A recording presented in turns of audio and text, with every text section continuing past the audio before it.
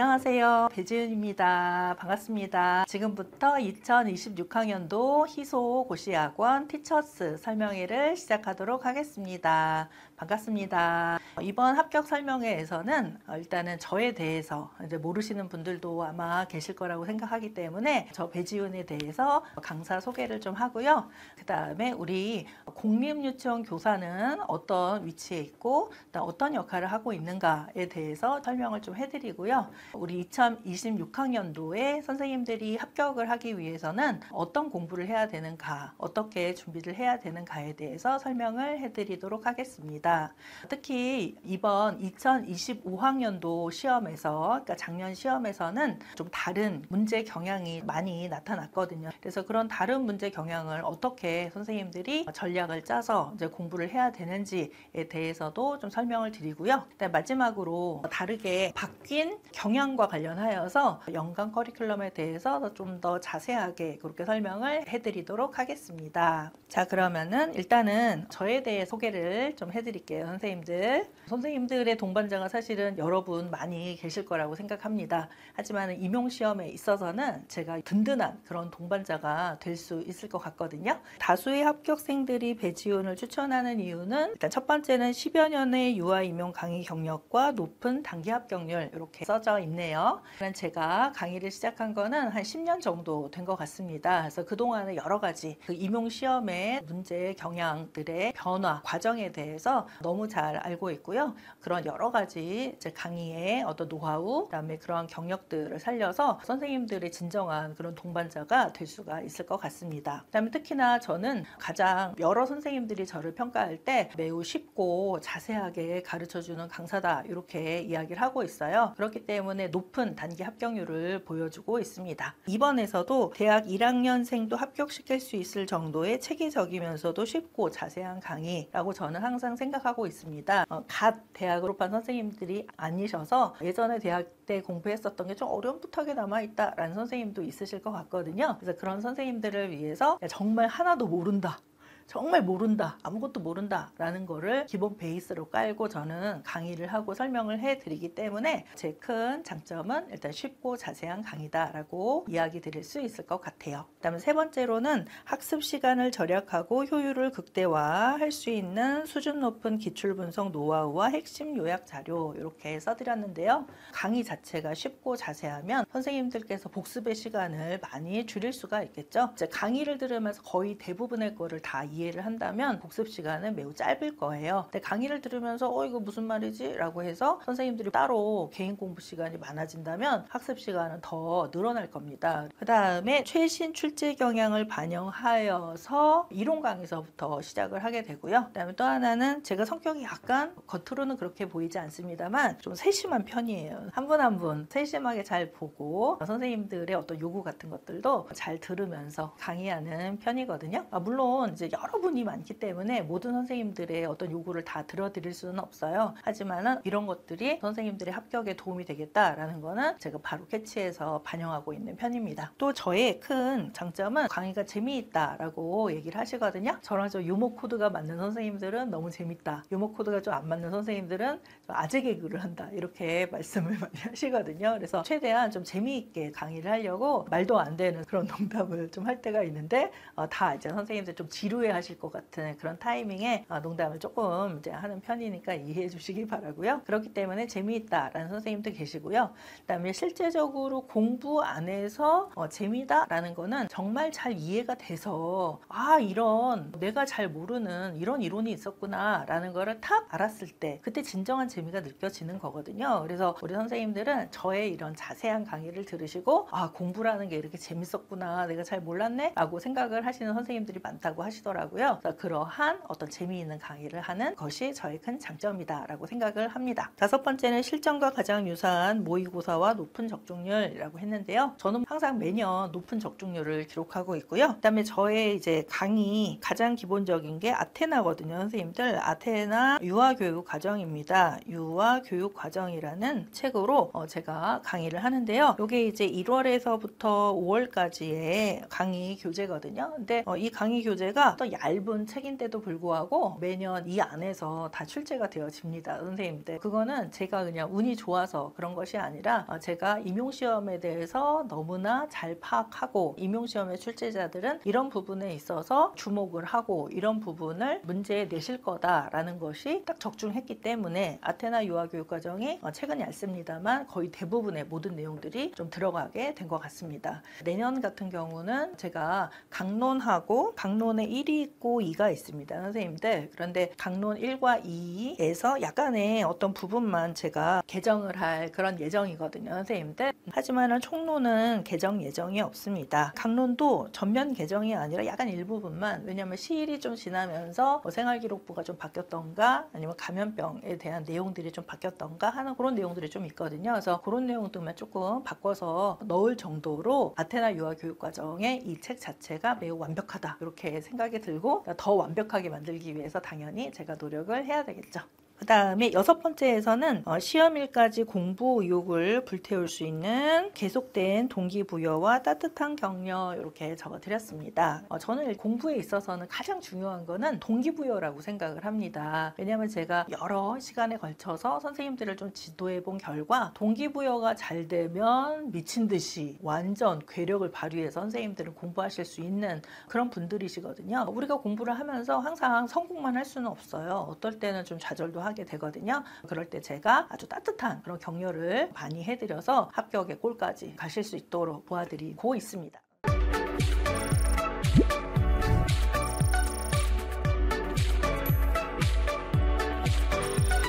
동화구현을 위해 형식적인 면에서 개적할 때의 특징으로 틀린 것을 찾아 기호를 쓰고 이에 근거하여서 기억을 개적해 보세요. 이번에 동화구현을 위해서 형식적인 면에서 개적할 때의 설명으로 틀린 거를 찾아보면은 간접화법은 지적화법으로 고친다. 그다음 D. 활동적인 언어를 평면적 언어로 바꾸어 유아의 흥미를 돋는다 했는데 요거는 바꿔야 되겠죠, 선생님들.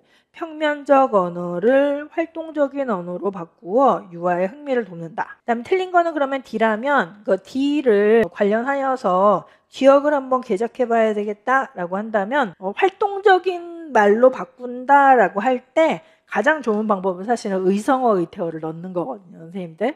의성어 의태어를 넣으면 평면적 언어가 활동적 언어로 바뀌어요. 예를 들어서 문을 두드렸습니다. 이거를 문을 꽝꽝 두드렸습니다. 이러면 조금 더 활동적인 그런 언어가 되잖아요.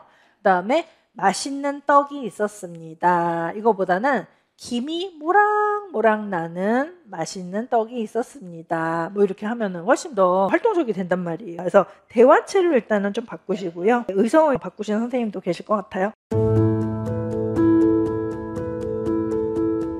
이번에는 교사라는 거는 도대체 어떤 직업이냐, 교사라는 직업이 우리 대한민국에서 어떤 위치에 있는가 제가 좀 한번 찾아보았습니다. 임용시험을 보고서 공립유치원에 들어가게 되실 건데요. 이 공립유치원의 교사의 위상이 어떠한가라는 것들은 좀 자세하게는 잘 모르실 수 있을 것 같습니다. 그래서 첫 번째는 유아들의 첫 선생님으로서의 사회적 존중, 앞으로 유보통합이 되면 몇 년 안에 유아학교라는 그런 명칭으로 우리 유치원이 바뀔 거거든요, 선생님들. 그다음에 이 학교라는 명칭이 붙는 정식 학교거든요. 그래서 학교의 교사로서의 어떤 사회적 존중이라는 거는 우리 사회에 있어서 바뀌지 않는, 아주 100년이 지나도 아마 선생님에 대한 그런 존중이나 존경은 바뀌지 않는 하나의 가치라고 생각을 하거든요. 그러한 우리 교사가 되는 겁니다. 자, 그러면은 공립유치원 교사의 위상에 대해서 한번 살펴보도록 하겠습니다. 일단 첫 번째는 공직자로서의 안정된 사회적 지위가 있다, 이렇게 적어드렸습니다. 안정되었다라는 거는 예측 가능하다라는 거죠. 우리 교사들은 항상 예측 불가능한 일이 거의 없을 정도로 안정된 사회적 지위를 갖고 있습니다. 우리 공립학교 교사의 지위는 얼마큼일까라는 거를 한번 찾아봤는데요. 일단 그 아래를 보니까 7급 대우 를 받는 교사는 11호봉 이하, 즉 교대 졸업과 동시에 임용이 합격했다면 3년차 교사까지가 7급 대우이다, 이렇게 볼 수가 있겠습니다. 그러면은 우리 선생님들께서 이제 시험에 합격했다, 라고 한다면 한 7급 대우의 공무원이다 라고 보시면 되겠네요, 선생님들. 그 다음에 6급 대우를 받을 수도 있고요. 그 다음에 5급 공무원. 제가 아까 말씀드렸죠. 5급 공무원은 외무고시 합격하거나 검사 판사가 처음 이제 임용이 됐을 때 5급서부터 시작하게 됩니다, 선생님들. 근데 우리가 연차가 올라가면은 5급 공무원 대우를 받을 수 있고, 마지막으로 우리가 원장님이 된다면, 선생님들 원장님이 되면 4급 대우를 받을 수가 있습니다. 그러니까 5급 대우는 원감님이 되는 거네요, 선생님들. 따라서 일단 우리 선생님들은 7급서부터 시작해서 고위 공무원급인 5급과 4급까지 올라갈 수 있다라고 생각하시면 될 것 같습니다. 자, 그러면 이렇게 멋있는 우리 공립유치원 교사의 장점은 무엇일까? 우리 사회에서는 어떤 좀 장점들이 있을까라는 거에 대해서 설명을 드리도록 하겠습니다.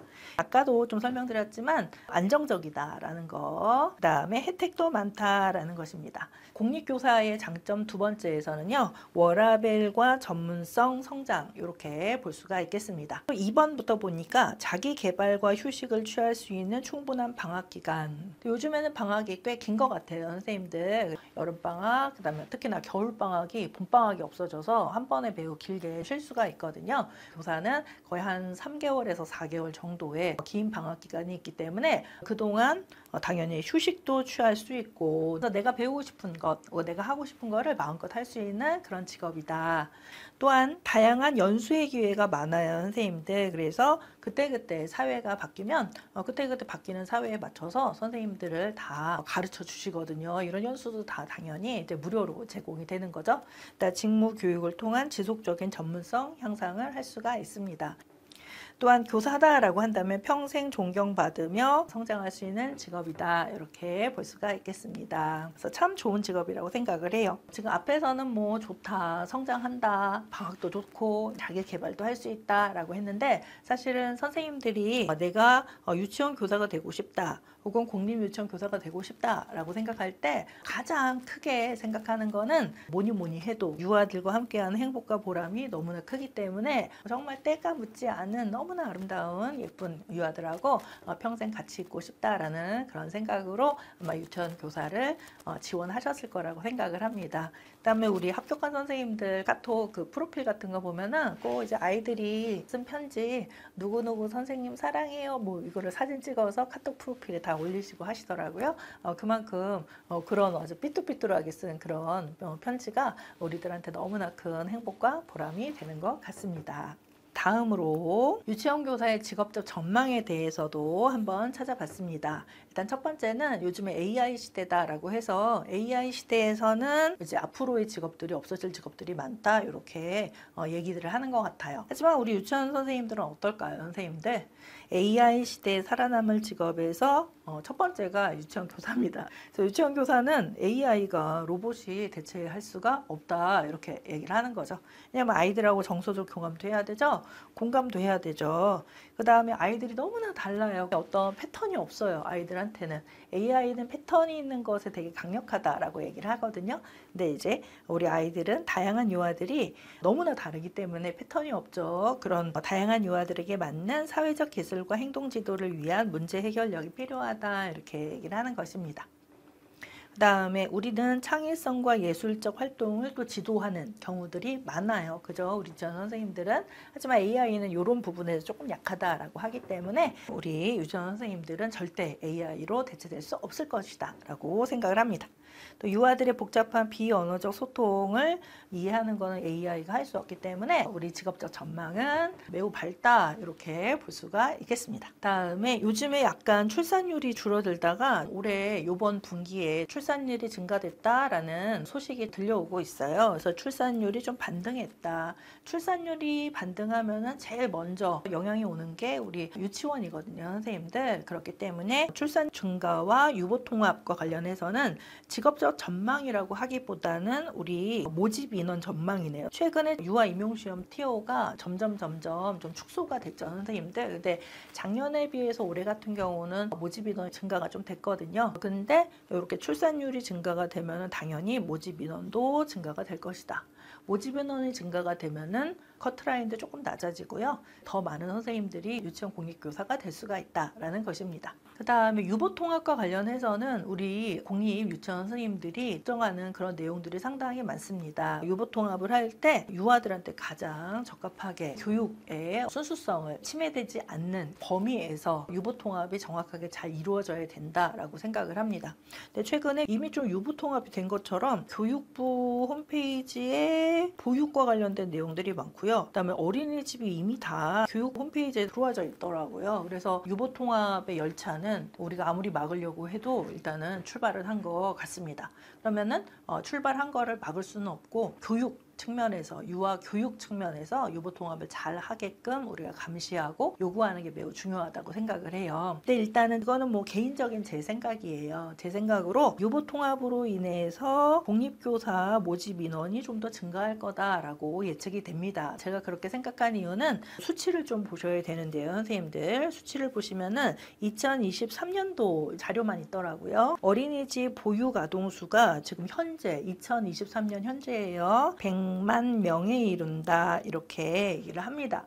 하지만 현재 지금 유치원의 원화수는 100만 명의 딱 절반이네요. 선생님들 딱 절반인 약 52만 명이 되는 거죠. 유보통합되면 어떻게 되는 거예요? 우리 유아 학교 안에 이 아이들이 다 들어오는 거죠. 그러면은 유보통합되면은 몇 명의 아이들이 유아학교에 다 들어온다는 거죠. 선생님들 유아학교에 들어오는 유치원 원화의 수는 100만 명에다가 50만 명을 더하면 되니까 152만 명이 다니게 됩니다. 그래서 원화수가 3배가 늘어난다면 당연히 TO 대박이 날 수가 있다.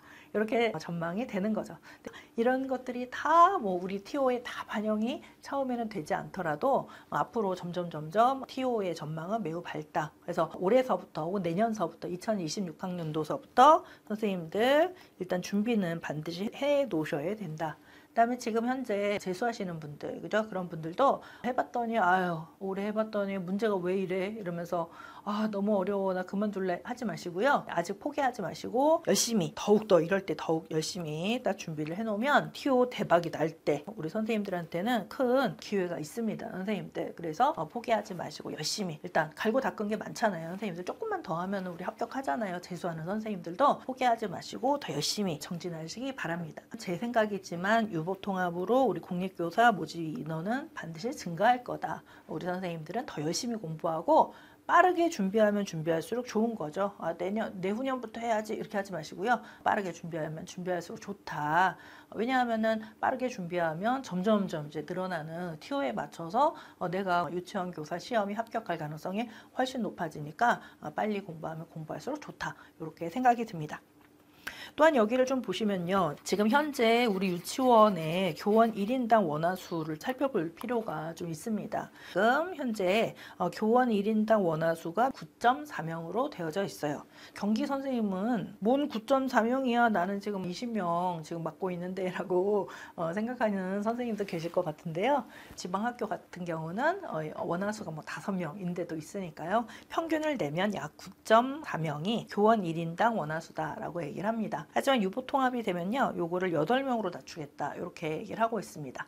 따라서 8명으로 낮추겠다라는 말은 즉 학급 클래스가 더 많아진다는 거거든요. 교사 1명이 담당하는 학급이 더 많아진다는 거니까 이것 자체만으로도 모집 인원 증가하고 연결이 된다라는 그런 결론을 내릴 수가 있겠습니다. 그 다음은 교육부 자료예요. 선생님들 교육부 자료인데요.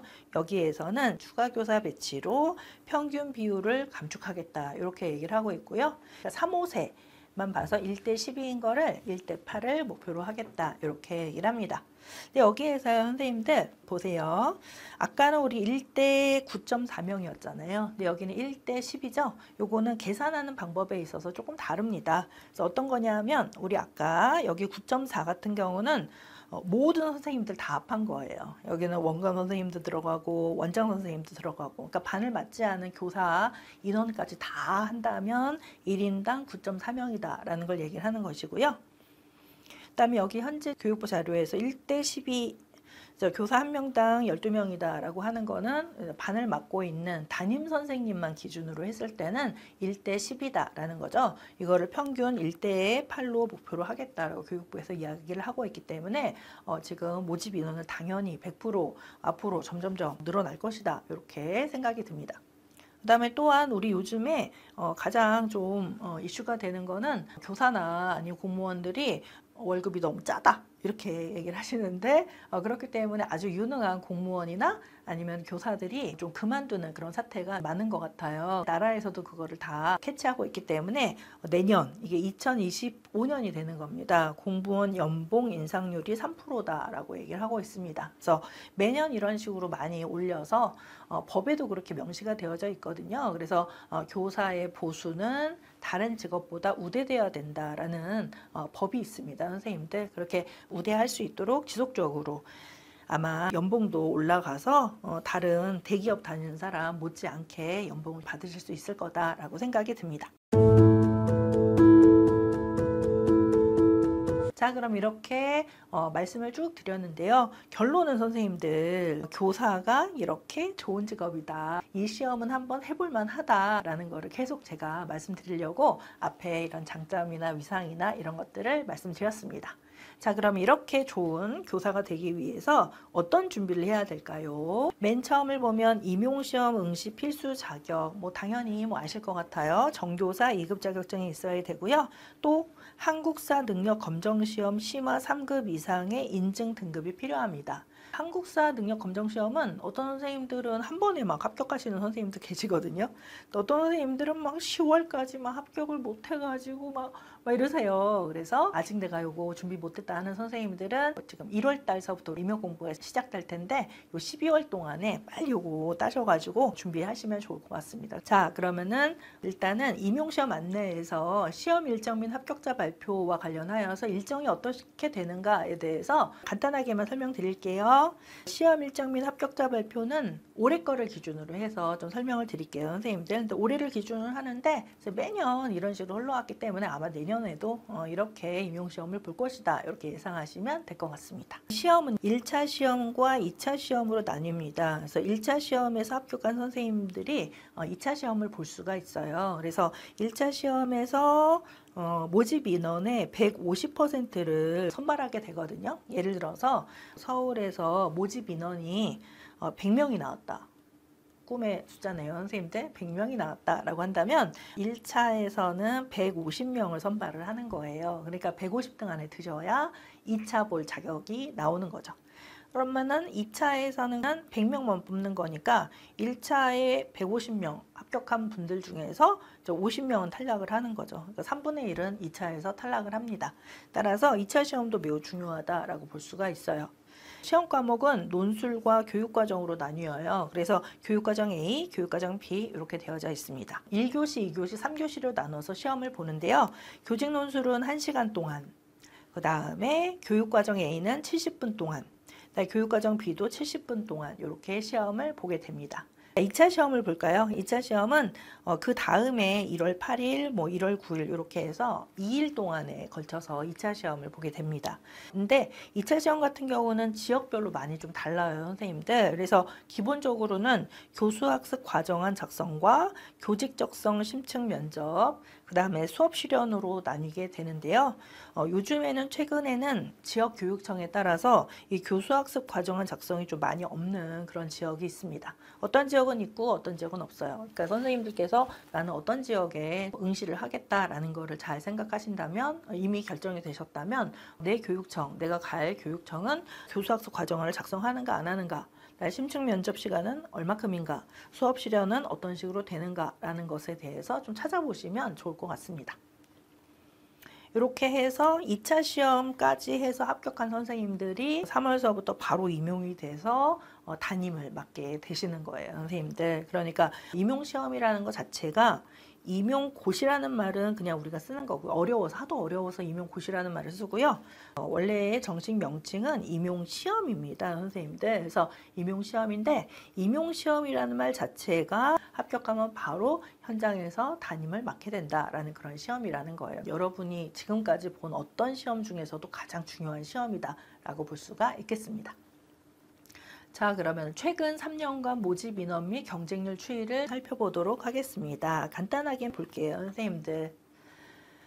일단은 최근 3년간 임용시험은 조금 약간 밝지는 않았어요. 근데 예전보다는 밝아졌습니다. 뭐 예전에는 뭐 10년 전, 뭐 한 15년 전에는 뭐 1년에 뭐 150명 정도 선발을 했거든요. 그러다가 점점 한 10년 전서부터 한 1년에 한 300명 정도 뽑다가, 그 다음에 한 400명 정도 뽑다가, 800명 정도 뽑다가, 1000명 정도 뽑다가, 그 다음에 1300명까지 뽑다가 이렇게 올라갔어요, 선생님들. 그러니까 한 해에 임용된 선생님이 1350명인 해가 있습니다. 근데 1350명의 피크를 찍고서 그 다음서부터 점점 줄어들어요. 그래서 다시 거꾸로 가는 것 같습니다. 선생님들께 거꾸로 1000명 뽑다가 800명 뽑다가 400명 뽑다가 지금 한 300명대가 지금 되어져 있거든요. 그래서 예전에 비해서는 많이 뽑는 거지만 1300명여 명 뽑을 때 치고는 좀 적게 뽑는다라고 볼 수가 있습니다. 하지만은 여기 좀 볼까요? 여기 보시면은 좀 잘 나오는지는 모르겠습니다. 선생님들 옆에 이제 제가 이렇게 좀 확대를 해서 좀 보면요, 선생님들 여기 보시면은 2023년도를 볼까요? 2023년도가 파란 게 모집 인원이고 빨간 게 지원 인원이에요. 그래서 2023년도에 어두웠어요. 그죠? 386명인데 시험 보는 분들은 9,000명이었었거든요. 선생님들. 그죠? 그렇기 때문에 경쟁률이 좀 많이 높았다라고 볼 수가 있겠습니다. 근데 이제 2024년도에는 더 어두웠어요, 선생님들. 그래서 300명도 안 됐거든요. 그런데 시험 보시는 분들은 6,000명이나 됐기 때문에 이때도 경쟁률이 매우 높았다라고 볼 수가 있겠습니다. 하지만은 올해 시험, 이제 우리는 내년도를 준비하는데요. 이제 올해 시험에서는 뽑는 인원수는 매우 늘었습니다. 하지만 선생님들이 포기하는 선생님들이 많았던 것 같아요. 2년 전만 해도 9,000명이나 시험을 보셨는데 이 9,000명 시험 보시는 분들이 다 포기해버리셔서 가지고 5,000명밖에 시험 안 보셨거든요. 암울한 그런 분위기 속에서 선생님들이 더 줄어들 거다, 막 예전처럼 150명 뽑을 거다, 막 이렇게 하셔가지고 그 포기하시는 선생님들이 많거든요. 근데 실제적으로는 작년보다는 늘었습니다. 그래서 올해 10월에 정TO 나오고서 후회하시는 선생님들이 상당히 많아요. 아유, 공부 계속 할 걸, 이런 선생님들이 상당히 많습니다. 근데 내년에는 어떨까라는 거는 뭐 사실은 제가 이거를 추측하기는 어렵지만 아마 줄어들진 않고 조금씩 이제 늘어날 거다. 왜냐면 아까 이제 유보 통합이라던가 출산율이라던가 이런 것들이 다 들어가져 있기 때문에 그렇게 줄어들지는 않을 것 같고 더 차라리 늘어날 그런 전망이다라고 생각이 듭니다. 하지만 이렇게 한번 그 임용을 떠나신 선생님들이 바로 돌아오지는 않으시거든요. 그래서 제가 계속 선생님들한테 아까도 빨리 준비하세요. 다 돌아오기 전에 빨리 준비하시는 게 가장 좋다. 이렇게 말씀을 드렸습니다. 그 다음에 경쟁률 같은 경우도 그래서 경쟁률이 그죠?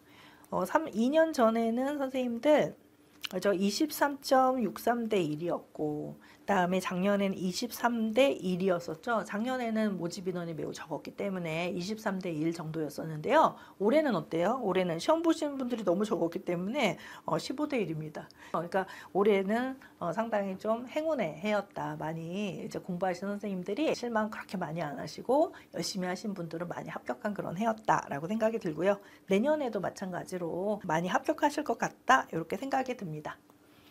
근데 이제 선생님들 좀 궁금하신 게 있으실 것 같아요. 이거는 뭐냐면 일단 합격선과 관련돼서인데요. 일단은 1차 시험의 만점은 100점이에요. 100점 만점에서 합격선이 어떻게 만들어졌는지를 보도록 하겠습니다. 일단 23년도의 합격선은 80.67이에요. 이거는 평균입니다. 지역 평균이에요. 80보다 좀 높은 지역도 있었고 80보다 낮은 지역도 있는데 약 평균은 한 80점. 작년에도 한 80점 정도거든요, 선생님들. 올해는 지금 합격 설명회 때 아직 합격이 발표가 되지 않았기 때문에 0으로 되어져 있는데 올해도 아마 한 80점에서 왔다 갔다 하지 않을까 이렇게 생각이 듭니다. 그러면은 100점 만점 시험에서 선생님들 교직 논술이 20점입니다. 선생님들 교직 논술이 20점이 되고요. 그 다음에 교육과정 A가 40점 만점이고요. 교육과정 B가 40점 만점입니다. 근데 대부분 우리 선생님들이 논술과 관련해서는 만점을 많이 받으세요. 그 다음에 많이 감점이 되더라도 한 18점 정도 감점이 됩니다. 이렇게 18점 정도를 받으시는 거죠. 2점 정도 감점되고. 그래서 대부분 여기에서 다 형성이 되는데요. 만점도 많아요, 선생님들. 그다음에 교육과정에서는 좀 많이 틀리시는 편이신 것 같기는 합니다. 근데 교육과정에서 교육과정 A하고 교육과정 B하고 예를 들어서 8점, 8점씩 감점을 받았다. 그럼 16점 감점 받는 거잖아요. 15점이라고 그냥 해볼까요, 선생님들? 그렇게 하면은 80점 빼기 15점 하면 65점 되는 거네요, 선생님들. 65점 이렇게 되면은 더하면 몇 점입니까? 83점 되는 거죠, 선생님들. 그러니까 선생님들께서 나 좀 문 닫고 들어가고 싶다라는 선생님들은 교직 논술은 18점 정도, 그 다음에 교육과정 A하고 B에서 약 15개 정도는 틀릴 수 있다. 그래도 합격한다라고 전략을 세우시면서 공부하시면 돼요. 그러니까 가장 중요한 거는 모든 거를 다 공부할 필요는 없다. 교육과정도 15점 정도는 틀려도 된다. 논술도 한 2점 정도는 틀려도 된다라는 걸 생각하시고 공부를 하셔야 정말 진정한 합격이 되는 거지. 내가 만점 받아가지고 막 수석할 거야 이렇게 생각하시면 공부 못해요. 너무 힘들어요, 선생님들. 그래서 좀 어느 정도는 좀 배짱 있게 좀 날리고 어떤 거는 좀 집중하고 해서 선생님들이 가장 공부하실 때 중요한 거는 선택과 집중이다라고 생각을 합니다. 뭐를 선택해야 돼요? 점수 맞을 거를 선택해야 돼요. 선택과 집중을 해야 되고, 점수 좀 못 맞을 거, 너무나 복잡하고 너무 어렵다, 이거는 좀 버리는 것도 좀 있어야 되지, 다 가져가겠다 이러면은 다 틀려버려요, 선생님들. 그래서 수험 공부에서 가장 좋은 전략은 선택과 집중이다라는 말을 제가 1년 동안 계속 말씀드릴 텐데요. 지금 설명회에서도 강조를 드려보도록 하겠습니다. 자, 그럼 우리 선생님들 지금부터는 출제 범위나 문제 유형에 대해서 간단하게 설명을 해드리도록 하겠습니다. 1차 시험의 과목은 교직논술 20점, 그 다음에 교육과정은 80점 만점으로 되어져 있습니다. 근데 그냥 출제 범위는 이런 식으로 공고가 돼요, 선생님들. 그래서 유치원, 교직, 교양, 전 영역 되게 막연하죠. 그 다음에 교육과정도 유치원, 교육과정, 영역 이렇게 되어져 있습니다. 다음에 교직논술은 문항은 하나고요. 그다음에 교육과정은 16문항의 내외입니다. 그래서 교육과정 A에 8문항, 교육과정 B에서 8문항 이렇게 출제되고 있어요. 그다음에 비고가 되어 있는데요. 그 논술은 논술형, 그다음에 교육과정은 단답형, 서술형 이렇게 되어져 있는데요. 이따가도 말씀드리겠지만 요즘에 문제는 단답형보다는 서술형 문제가 아주 많이 출제되고 있습니다, 선생님들. 그래서 글쓰기 능력이 많이 요구된다라는 거를 생각하시고 읽고 쓰는 연습을 1년 동안 좀 많이 해야 되겠다라고 생각하시면 좋을 것 같습니다. 다음으로 2차 시험을 좀 볼까요, 선생님들? 2차는 조금 더 많이 남았지만 2차 시험에서는 어떤 시험을 보는지 살펴볼게요. 일단은 교직적성 심층 면접을 본다고 아까 설명을 드렸죠? 면접. 그다음에 시간은 10분 정도밖에 안 됩니다, 선생님들. 10분 동안에 내가 생각하는 것들에 대해서 그다음에 질문에 맞게 대답을 하시는 거예요. 그다음에 두 번째는 교수학습 과정안 작성인데요. 약 60분 동안의 단위 활동 계획안을 세워보시는 건데요. 어떤 교육청은 있고 어떤 교육청은 요 자체가 없는 교육청도 있어요, 선생님들. 그렇기 때문에 이거는 교육청을 한번 살펴보시라고요. 얘는 이제 서술형입니다. 그 다음에 수업 시련은 매우 중요하게 보는 시험 중에 하나예요, 선생님들. 그래서 배점도 45점으로 일반적으로 매우 높습니다. 근데 이 배점 같은 경우도 마찬가지로 선생님들 모든 교육청이 다 같지는 않거든요. 그러니까 배점도 교육청에 따라 다르니까 살펴보셔야 돼요, 나중에요. 여기에서는 교사로서의 학습 지도 능력과 의사소통 능력 뭐 이런 거를 봅니다. 근데 제가 보니까 뭐 이렇게 말을 잘한다 라든가 수업을 빠짐없이 잘한다 뭐 이런 것도 중요한데, 일단 선생님들한테 풍겨 나오는 향기 냄새 아닙니다, 선생님들. 향기예요. 향기를 보시는 것 같아요. 이 사람은 교사가 될 만한 향기가 나는 사람이냐, 이 사람은 교사 향기가 전혀 풍기지 않네, 이런 거를 좀 보시는 것 같거든요. 그러니까 1년 동안 선생님들께서 사실은 공부하셔야 될 거는 딱 정말 기계적으로 뭐 공부하는 거 이것도 물론 중요하지만 우리 교사로서의 우리 앞에 교사가 어떤 장점이 있고 어떤 위상이 있다라는 거 보셨잖아요. 그러니까 사회에서 거의 뭐 리더격의 그런 위상이 있잖아요, 선생님들. 그러니까 그런 리더라면 사회의 리더가 갖추어야 할 자세나 태도나 혹은 능력이나 자질이 있어야 될 거예요, 선생님들. 그래서 1년 동안의 공부 기간 동안은 뭐 이론적인 지식을 공부하는 그다음에 성장시키는 그런 한 해도 돼야 되겠지만은 이런 다양한 인성 및 자질 및 태도 및 능력 종합적으로 많은 거를 키우는 그런 한 해가 되시면 좋을 것 같습니다. 자, 그러면 출제 범위 및 문제 유형에 대해서 살펴보도록 하겠습니다. 일단 1차 시험 출제 범위는 교육과정평가원에서는 이 말밖에 안 해요. 그래서 유치원 교사의 출제 범위는 2019 개정 유치원 교육과정 여기에서 출제하겠다 이렇게 얘기를 하고 있습니다.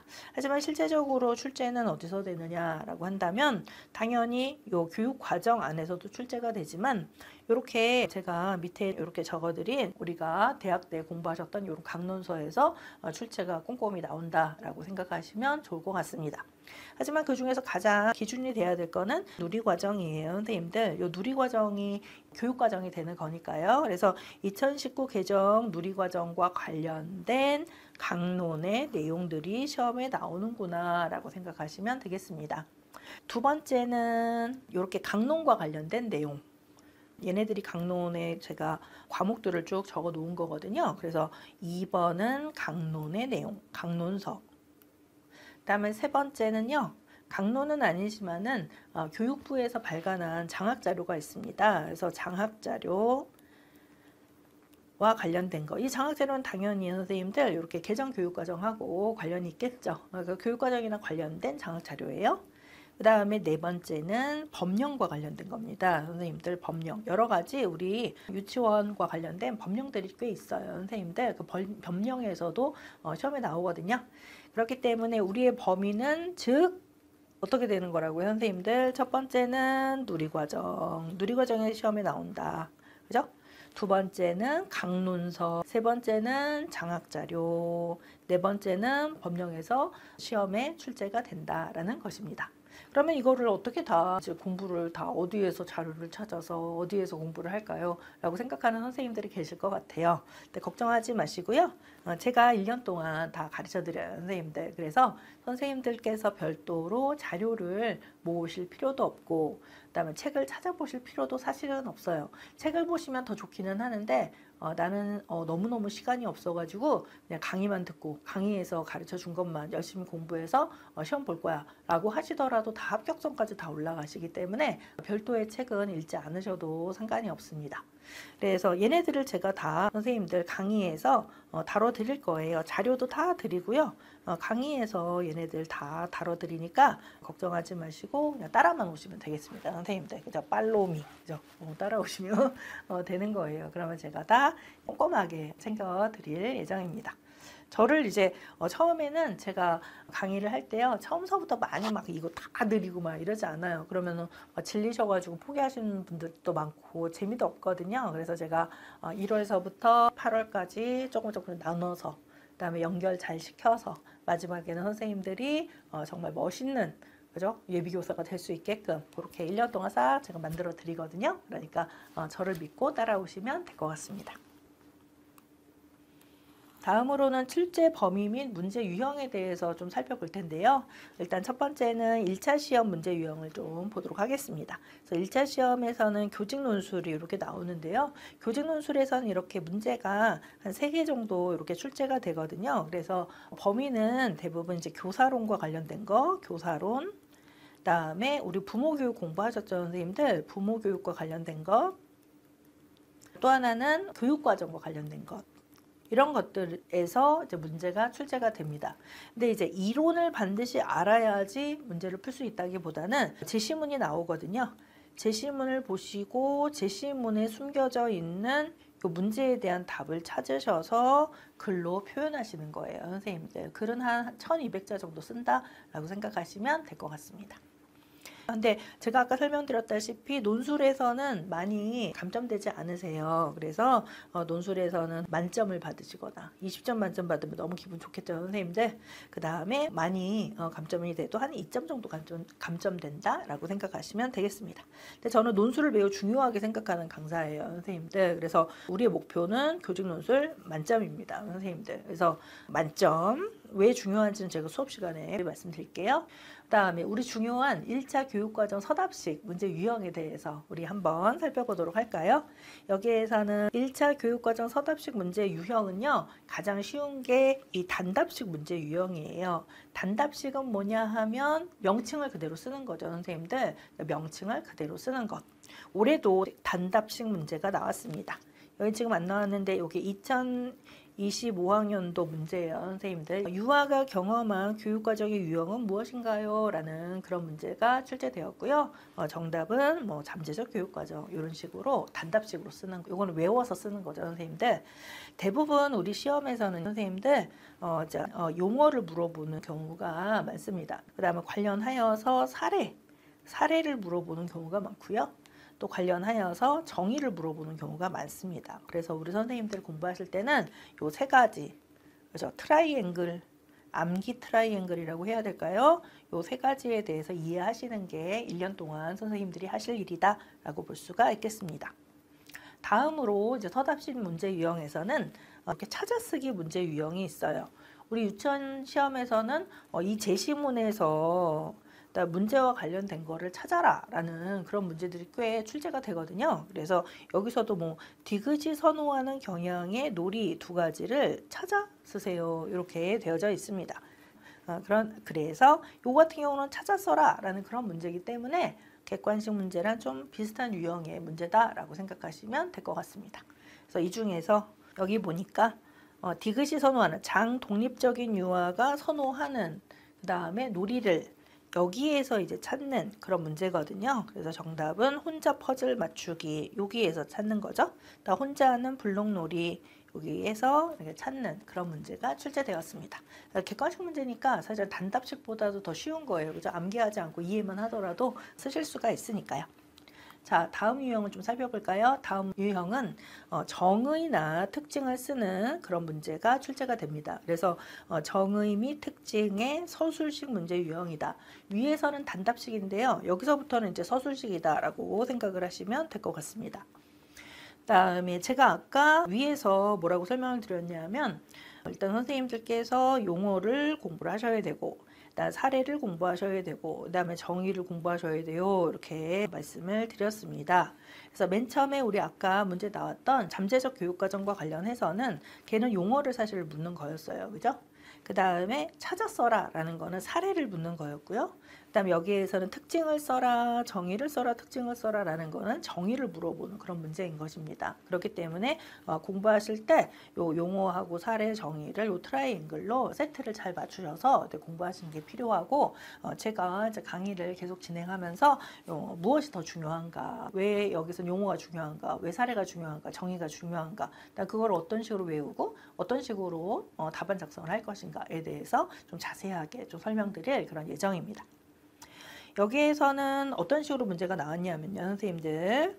이것도요, 올해 2025학년도 문제고요. 예비 오디에이션에 근거하여서 다음에 해당하는 단계의 특징을 쓰세요 라는 그런 내용이거든요. 그러니까 단계 명칭도 당연히 알아야 되고, 그 다음에 그거의 특징을 쭉 쓰는 그런 서술식 문제다라고 생각하시면 되겠습니다. 그래서 여기서처럼 이런 식으로 자기 반성 단계 명칭이고요. 그 다음에 노래와 호흡이 조화롭지 않다는 것을 인식하는 단계이다, 이런 식으로 정의를 바로 쓰는 그런 문제가 시험에 출제되고, 이런 문제도 많이 요즘에 출제되는 그런 경향에 있습니다. 네 번째로는 논술식 문제 유형이라고 제가 이름을 붙여놨는데요. 이 논술식 문제 유형이라는 거는 답이 하나로 정해져 있지는 않다는 거예요, 선생님들. 그래서 단답식 같은 경우는 답이 하나로 정해져 있죠. 하지만 논술 문제 유형은 답이 여러 개일 수가 있다는 겁니다. 그래서 그 중에서 수험생이 적절하게 문맥에 맞춰서 답을 쓰는 건데요. 이 논술식 문제 유형은 사실은 우리 논술에서 선생님들 1교시가 논술이잖아요. 그러니까 1교시 논술에 나올 법한 문제가 요즘에는 교육과정에 많이 출제가 되고 있습니다, 선생님들. 그렇기 때문에 논술 공부가 곧 교육과정 공부다.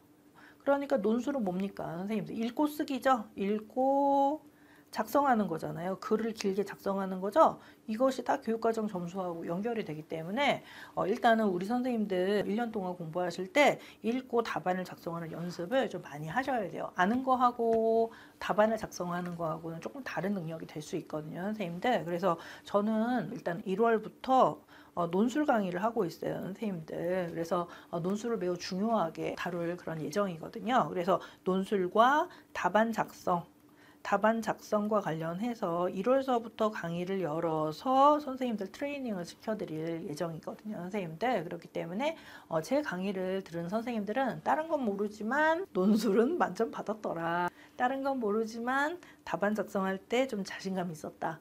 혹은 문제 보고서 자동으로 그냥 내 손이 막 갔다. 이렇게도 얘기를 하시거든요. 그러니까 제가 제일 중요하게 생각하는 거 대로 올해도 그렇게 문제가 나왔고 내년에도 아마 이렇게 서술식 문제가 많이 출제될 예정이므로 우리 선생님들께서는 읽고 쓰는 그런 연습을 좀 많이 하셔야 된다라는 것입니다. 그렇기 때문에 저는 1월서부터 1월, 2월, 3월, 4월, 5월까지 논술을 일단 마스터하는 걸로, 그 다음에 답안 쓰기도 다 마스터하는 걸로 이렇게 계획을 잡고 강의를 진행하고 있어요. 그다음에 논술식 문제 유형에서는 살짝만 보겠습니다. 다음에 나타난 지수의 심리 정서적 어려움은 무엇인지 써보세요 라고 해서요. 읽고서 이거는 뭐구나 라고 해서 교사의 전문적 판단이 좀 필요한 그런 내용이다 라고 볼 수가 있겠습니다. 여기서 이제 아이가 약간 엄마와 떨어지는 거를 두려워하고 불안해하는 그런 내용들이 나옵니다. 그래서 정답은 엄마와 헤어지는 거를 두려워하는 분리불안을 느끼고 있다라고 교사가 전문적으로 판단하는 거죠. 이러한 문제들이 요즘에 좀 많다. 그래서 읽고 그거를 분석해서 쓰는 그런 문제들이 많이 출제된다. 요거를 잘하셔야 고득점을 받으실 수 있을 것 같아요.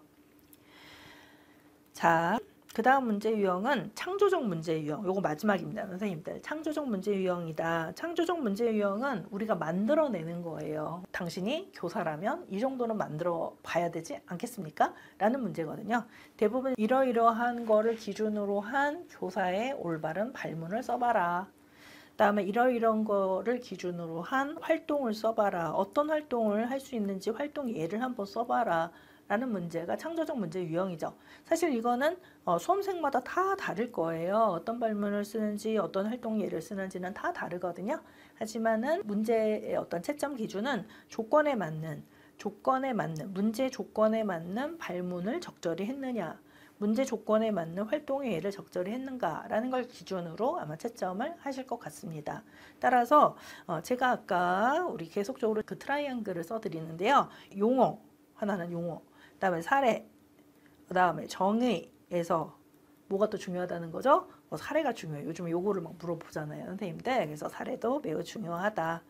그 다음에 제가 강의할 때 어떤 용어나 정의에 대한 이론도 많이 설명드리지만 제가 또 큰 장점이 예를 많이 들어드린다는 그런 장점이 있어요. 그래서 근데 이제 예를 자꾸 이렇게 먹는 걸로 들어줘서 먹는 걸로 자꾸 들어주더라. 우리 배지훈 선생님 먹는 거 너무 좋아하는 거 아니야? 막 이렇게 얘기를 하시는데 제가 음식으로 예를 드는 거는 우리 선생님들이 어떤 자기 경험 안에서의 예를 끌어내야 되거든요. 근데 선생님들이 다 각자 어떤 경험했는지 잘 모르고 제가 한 경험을 선생님들이 경험 안 할 수도 있잖아요. 하지만은 음식과 관련해서는 하루에 3끼나 먹기 때문에 음식과 관련해서는 또 우리 한국 사람들끼리는 아주 공유된 그런 경험들이잖아요.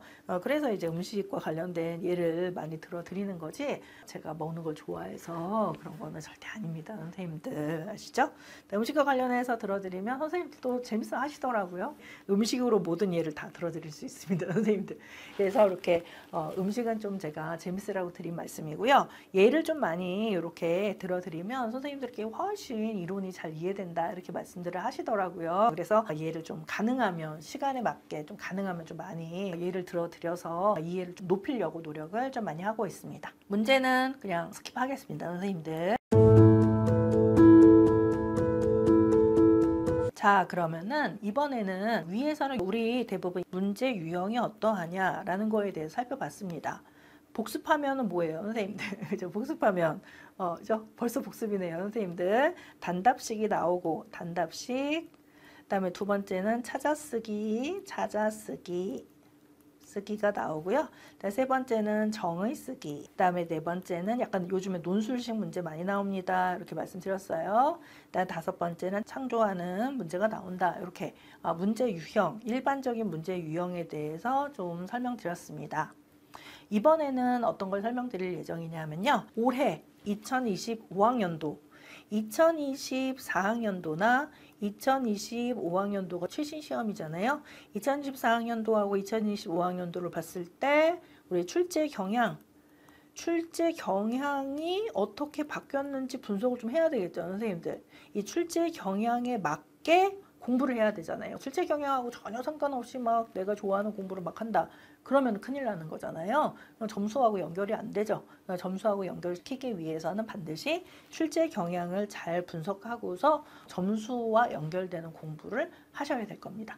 지금 제가 출제 경향을 말씀드리는 거는 그냥 이렇다라는 거를 좀 얼핏만 보셔도 돼요, 선생님들. 왜냐면 이것만 설명해서 간단하게 이런 이야기를 듣는다고 선생님들이 출제 경향을 다 100% 파악하지는 못하시거든요. 출제 경향을 가장 잘 파악해야 될 사람은 저죠, 선생님들. 1년 동안 선생님들의 임용시험의 동반자잖아요. 제가요. 동반자의 역할을 하면서 이 경향에 맞게 다른 길로 가지 않게끔 딴 길로 막 새서 막 출제 경향하고 막 저 관련도 없는 뭐 딴 길 가갖고 막 힘들게 공부하시는 선생님들 많으시거든요. 막 이렇게 막 새길로 빠지셔갖고 선생님 너무 힘들어요. 막 이런 선생님들 많은데 딴 길로 새지 않게 바로 이제 고속도로로 쫙 뚫어가지고 경향에 맞는 이런 공부하면 시간도 훨씬 줄고 점수하고 연결이 되기 때문에 합격에도 훨씬 더 유리하시겠죠. 그래서 제가 출제 경향에 대해서 꾸준히 설명드리면서 그것과 관련된 학습, 연습, 트레이닝을 시켜드릴 예정입니다. 지금은 이제 간단하게만 볼게요, 선생님들. 최신 출제 경향이 좀 많이 바뀌었거든요. 그래서 좀 유의해서 좀 보실 그런 필요가 좀 있을 것 같습니다. 그거에 따라서 공부 전략도 살짝만 한번 세워볼게요. 일단은 첫 번째는 아까 우리가 문제 유형에서 단답식 문제 유형이 많이 나온다, 이렇게 얘기를 했습니다. 근데 단답식 문제 유형은 사실은 암기가 필요해요, 선생님들. 암기, 그죠? 암기만 하면은 단답식은 아주 쉽게 답을 쓸 수 있어요. 하지만 안타깝게도 요즘에는 암기뿐만 아니라 응용 적응 능력이 요구되는 그런 문제들이 많이 출제되고 있습니다. 일단은 저는 어떤 식으로 이제 출제 경향에 대해서 좀 선생님들한테 이해를 좀 높일 예정이냐면 과거 문제하고요, 선생님들. 과거 문제 비슷한 내용이지만 과거 문제는 이러했는데 이번에 2025년 문제는 비슷한 내용인데 이런 식으로 출제됐다라는 걸 좀 비교해 드리면서 선생님들께서 좀 스스로 좀 경향을 이런 식으로 경향이 나오네, 이런 식으로 공부해야 되겠다라고 좀 판단하실 수 있도록 과거 문제랑 현재 문제, 그러니까 작년에 올해 나왔던 문제를 좀 비교하면서 좀 말씀드릴 그런 예정이에요. 그래서 보시면은 과거 문제는 좀 옛날이네요, 선생님들. 2013년도 출시 때 이렇게 교육과정 문제가 출제가 되었습니다. 그래서 이렇게 반학급 특성에 따라 땡땡 있게 편성한다라고 해서요. 여기 이제 요게 1번이 이렇게 되어져 있었거든요, 선생님들. 그래서 땡땡 있게 편성한다라고 해서 가로에 넣을 말을 써라. 근데 우리가 이제 반드시 암기해야 되는 게 고시문입니다, 선생님들. 교육과정 고시문에 대해서 암기를 다 하실 건데요. 그렇게 어렵지는 않나요? 수험생들이 뭐 이 정도는 당연히 암기를 해야 된다고 생각을 합니다. 그래서 고시문만 잘 외우면은 요 안에 융통성이라는 말이 들어가는구나 라고 알고서 답안을 바로 쓸 수 있는 그런 문제가 출제되었습니다. 하지만은 비슷한 고시문 문제이기는 하지만은 올해 출제 문제는요, 조금 약간 복잡하게 출제가 되었습니다. 암기만 하면 안 되고요. 그것과 관련하여서 응용도 하고 적응 능력을 요구하는 그런 문제가 출제됐거든요. 문제만 좀 볼까요? 문제만 보더라도 좀 경향이 달라졌다라는 거를 좀 아실 수가 있을 것 같아요. 그래서 다음 중 서교사에게 제안할 수 있는 사항을 2019 개정 유치원 교육과정의 교수학습에 근거하여 쓰세요. 이렇게 되어져 있습니다. 과거 문제는 어땠어요, 선생님들? 과거 문제는 이 교수학습을 외워서 그냥 교수학습이 이게 고시문이거든요.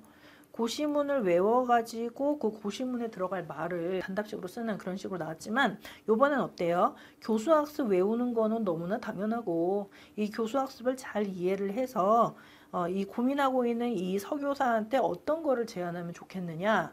라는 어떤 응용이나 적용 능력을 요구하는 그런 문제가 출제되었다는 것입니다. 그러니까 완전 차원이 다르죠, 선생님들. 그러니까 뭐가 제일 중요해요, 선생님들? 암기도 물론 당연히 기본적으로 중요하지만 이해, 그다음에 맥락 파악이 중요한 그런 문제의 출제 경향으로 많이 바뀌고 있다라는 것입니다. 그 다음에 두 번째 출제 경향은 어떠하냐면 창의적인 문제 해결을 요구하는 그런 문제들이 많이 출제되고 있습니다. 제가 아까 앞에서 창조적 문제 유형에서 뭐하고 뭐를 대부분 물어본다고 했었죠, 선생님들. 그렇죠. 교사의 발문을 물어보거나 아니면 활동 예를 많이 물어본다. 이렇게 설명을 드렸잖아요. 그래서 이런 창조적 문제가 2025년에는 매우 많이 나왔다. 2024도 나왔지만 올해 더 2025년에 많이 나왔기 때문에 출제자들이 앞으로 이런 문제를 더 많이 내실 건가 보다라고 생각이 들었다는 것이죠.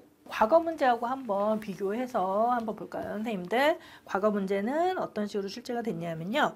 브롬펜 브레너의 생태학 이론에 근거하여서 기억에 해당하는 체계의 명칭을 쓰고, 그러니까 기억에 해당하는 거, 여기 또 TV에서 그런 전시회를 본 적이 있어. 이렇게 돼서 여기에서는 TV가 무슨 체계냐라는 거를 써라. 체계의 명칭을 쓰는 거, 이거 단답식이죠. 그 다음에 그 개념을 설명하시오. 이거는 정의를 기계적으로 외우면 되는 거예요. 그죠? 그러니까 문제의 맥락 파악이나 그런 것들이 없더라도 그냥 명칭만 알고 정의만 외우고 있으면 풀 수 있는 그런 문제가 2021년도 기출입니다. 근데 똑같이 이제 올해 브롬펜 브레너가 문제가 나왔는데 올해 문제는 어떻게 됐는지 한번 살펴보도록 하겠습니다. 올해는 일단 문제부터가 길어요. 복잡해요. 브롬펜 브레너의 생태학 이론에 근거하여서 다음에서 중간 체제를 찾아 그 체계를 활용한 다문화 교육의 예시 한 가지를 쓰시오. 뭐 이런 식으로 나왔습니다. 우리 아까 문제에서는 중간 체계라는 명칭을 쓰고 그것에 뭐 정의를 써라 이런 식으로 해서 기계적으로 책만 보고 요약집으로 그냥 외우기만 하면은 쓸 수 있는 그런 문제였다면 이번에는 어때요? 사실은 요거보다 제시문이 훨씬 더 길었습니다. 제가 이제 짧게 자른 건데요. 중간 체계를 찾아서 그다음 여기까지는 그래도 조금 찾는 거니까 그렇게 어렵진 않다라고는 볼 수 있는데 뒤에 이 문제 그 체계를 활용한 다문화 교육의 예시를 써라 이런 식으로 선생님들께서 만약 진짜 교사가 되었다면 우리 학교에서 어떠한 운영을 할 수가 있는가 그 능력에 대해서 물어보는 그런 문제가 출제가 되었다는 거예요. 그래서 선생님들이 공부하실 때 단지 이렇게 막 구조화된 그런 자료로만 달달달달달달 암기만 하시면 이런 문제 풀 수 있어요? 없어요? 없어요. 그죠? 없어요. 그럼 이런 거는 어떻게 풀 수 있을까요? 첫 번째는 강의를 좀 열심히 많이 잘 들으셔야 됩니다. 그러니까 강의가 선생님들이 그냥 숙제라고 생각하시고 막 배속으로 하셔가지고 그냥 막 담기만 하시는데 강의 안에서 맥락을 다 설명드리거든요, 선생님들. 그래서 강의를 좀 천천히 그다음 귀 기울여서 들으시면서 잘 이해하시면 전반적인 맥락에 대해서 이해가 되시고 이런 예시 정도는 아주 기본적으로 아주 쉽게 툭툭 튀어나오실 거예요. 두 번째는 선생님들이 만약에 시간이 좀 있으시다면 강론서를 좀 읽어보시면 좋을 것 같습니다. 강론서를 읽어보시면 다양한 예시들이 나와져 있어요. 하지만은 제가 저의 자랑 아테나에서 강론서에 나와져 있는 중요한 예는 수록을 해놨습니다, 선생님들. 그래서 아테나만 사실은 정독을 잘 하시더라도 이 정도 예시는 아주 쉽게 쓰실 수가 있으실 것 같아요. 그렇게 이제 전략을 세우시면 되겠습니다. 그 다음에 세 번째 달라진 그런 경향은요. 깊이 있는 사고를 좀 요구한다는 거예요. 단순히 그냥 외운 거를 써라 이것뿐만 아니라 좀 깊이 있게 적용하고 맥락하고 연결되는 그런 문제들이 출제된다라는 것이거든요. 일단은 이거는 2016학년도 문제예요. 시펠트의 유아 사회교육 접근 방식 중에서 가에 나타난 최교사의 접근 방식 유형을 써보세요 라고 해서요. 암기죠, 선생님들. 최교사의 접근 방식 유형을 최교사가 이런 식으로 정의와 관련된 사례를 쭉 이야기하고요. 그것에 대한 단답식, 현재생활접근법 이렇게 단답식으로 접근법의 유형, 명칭을 쓰는 게 시험에 나왔다면 올해는 어떻게 나왔냐면요, 선생님들. 올해는 이런 식으로 보세요. 시펠트는 똑같아요. 가 제시한 전통적인 사회교육 접근 방식 중 다음에 해당하는 접근 방식의 장점을 쓰세요. 이런 식으로 나왔습니다. 그래서 다음에 해당하는 접근 방식은 당연히 이제 암기에서 당연히 알아야 되는 거 플러스 뭐가 나온다는 거죠? 장점을 물어봐요. 선생님들 이런 식으로 장점.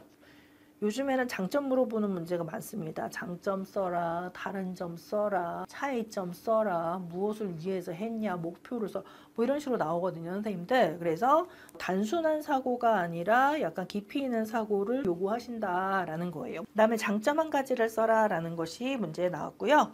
똑같은 현재생활 접근법입니다, 선생님들. 요거 답은요. 우리 아까 앞에서 살펴보셨던 요 현재생활 접근법과 관련된 것이 2016학년도 기출에 단답식으로 유형의 명칭을 쓰는 걸로 시험에 나왔다면 올해는 어떻게 나왔다는 거예요, 선생님들? 올해 같은 경우는 이런 식으로 이런 장점을 써라 이런 식으로 맥락을 파악하고 그죠?